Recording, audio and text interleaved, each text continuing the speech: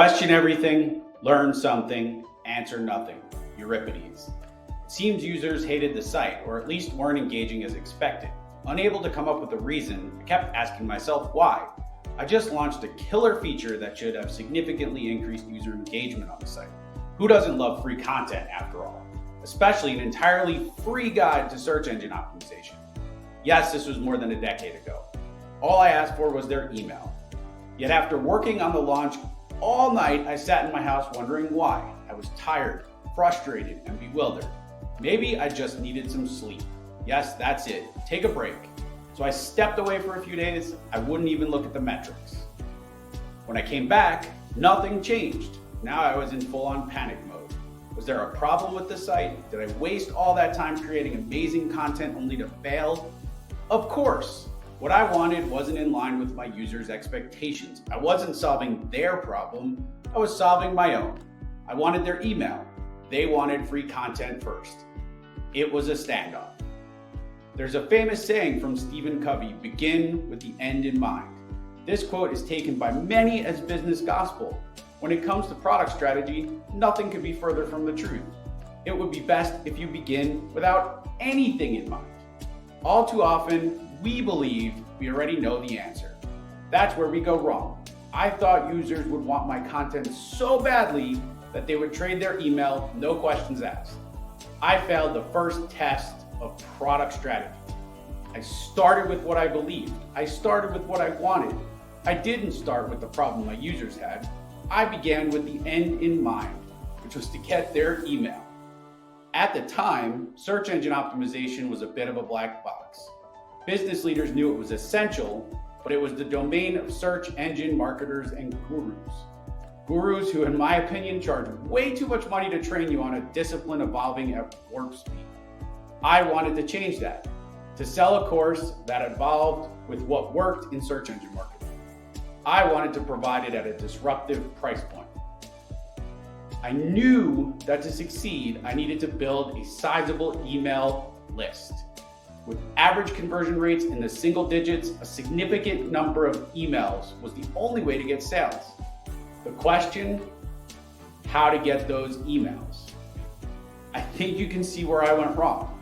I wasn't in love with the user's problem. I was in love with my own challenge, getting emails to sell a course that met my objectives. Falling in love with the user's problem. What did I do next? Thankfully, I didn't continue to believe in or execute a failed strategy. Instead, I thought long and hard about the problem. Not my problem, but my user's problem. Before you work on or rework a product strategy, you need to know what your buyers and users will want. Only then can you create a product that will sell. I just needed to find the right problem I could solve that would make a user feel more comfortable sharing their email and simultaneously build trust. Unfortunately, I incorrectly thought users were so desperate to learn search engine optimization that they would jump at the opportunity to give me their contact information. Finding the right problem to fall in love with is something that requires focus and is hard, no doubt. Yet, the success of my product depended on it. Ultimately, I believed in my heart there was a market for my product. I just needed enough emails to prove it. So stepping back, I stopped worrying about emails and refocused on the user's problem.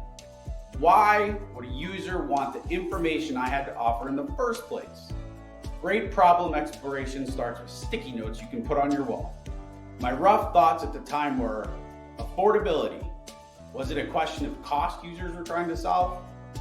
Or was it about delivery? Was it a question of hiring a guru versus a firm versus doing it yourself? Was it knowledge in the search engine optimization space that was evolving at the speed of the internet? Was it a question of keeping up to date? Did users feel overwhelmed and paralyzed by the challenge of learning search engine optimization, which appeared to be a black box? Or did users even want to learn search engine optimization in the first place? I then started jotting down why my target at the time, small and medium-sized businesses, would hesitate to share their email. Those businesses want to try before they buy in low pressure, low risk ways. like many of us.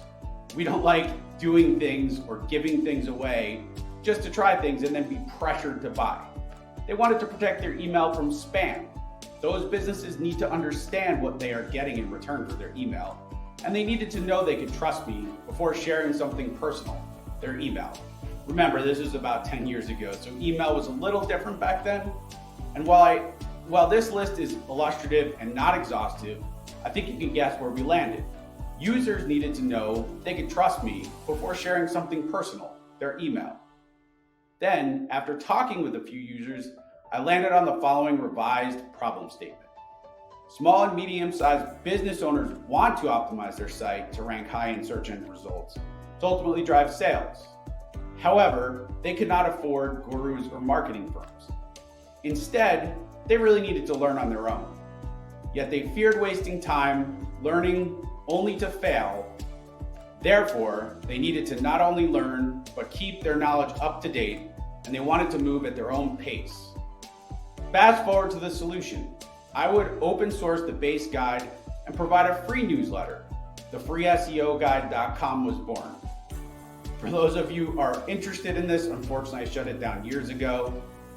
Search engine optimization has evolved a lot, but users who provided their email could download the guide versus access it online only and receive the latest search engine optimization news in their inbox. This approach achieved the objective. It built trust and emails started coming in. It also allowed me to sell the course with ongoing updates at a disruptive price point. By understanding and focusing on the user problem, I achieved my goal. So over the years, I can't count the number of times I've been asked how to pick the right problem statement. While there isn't a magic formula to selecting the perfect problem statement, there is a framework I use to narrow down the options. Ultimately, it comes down to prioritizing for impact at scale. So what's impact? Well, what's the net positive impact of solving the problem statement for the user in your organization? For example, will it improve a key metric, maybe revenue by more than 50%? Will it reduce a user's time to complete an action by more than 50%? Impact means significant improvement. Scale, on the other hand, is how far does the problem reach? You want to know that the reach is far enough that the impact will translate to tangible results. 100% impact on 1% of the revenue or one customer will really produce no value at scale. Better than 50% reach, of course, with the occasional exception, is the target. There is a sweet spot, the no-brainer category. You're above 50% reach and 50% metric impact. Your path is clear if only have one problem statement in this category. There's another quadrant where you might consider things. These are problem statements worth thinking about, but they shouldn't be your first choice. If you have no problem statements in the sweet spot, I encourage you to take another pass. At the end of the day, if you can only come up with a problem statement that impacts 50% of the members, but has an 80% impact, it's still worth exploring. And then there's that feared quadrant, the why bother, not enough impact. If you're in this quadrant, don't move forward. Your goal is to find a problem statement that hits the sweet spot. A problem that will reach enough users and buyers and have enough impact to generate meaningful results for your organization and your buyers as well as users. I can't stress this point enough.